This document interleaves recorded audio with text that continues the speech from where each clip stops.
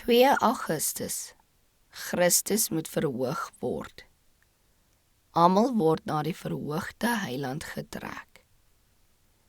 En ek, as ek van die aarde verhoog word, sal almal na my toe trek. Johannes 12 vers 32. Nog nooit tevore was daar so 'n algemene kennis van Jesus as toe hy aan die kruis gehang het nie. Hy is van die aarde af verhoog om almal na hom toe te trek. In die hart van baie wat daardie kruisigingstoneel aanskou en die woorde van Christus gehoor het, sou die lig van die waarheid skyn. Soos Johannes sou hulle uitroep, daar is die lam van God wat die sonde van die wêreld wegneem.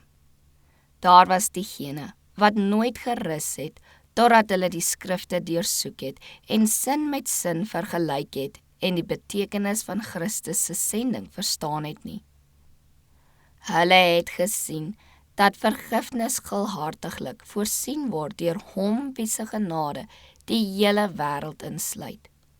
Die profeseë aangaande Christus het hulle gelees en ook die belofte so vry en vol wat heen gewys het na die fontein wat vir Juda en Jerusalem oopgestel is.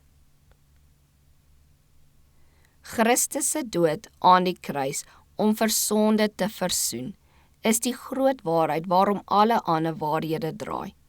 Om reg verstaan en gewaardeer te word, moet elke waarheid in die woord van God, van Genesis tot Openbaring, in die lig van die kruis van Golgotha skyn, en in die lig van die wonderbare, sentrale waarheid van die Heiland se versoening bestudeer word.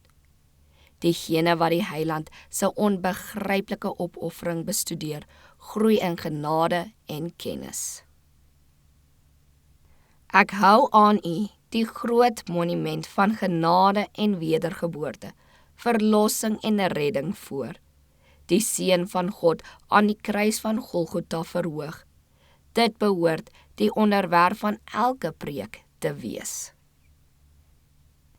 Deur middel van die Heilige Gees nooi en trek Jesus die harte van oud en jonk na hom toe aan. Wanneer die gekruisigde Christus verkondig word, word die krag van die evangelie bewys deur die invloed wat dit op die gelowige het.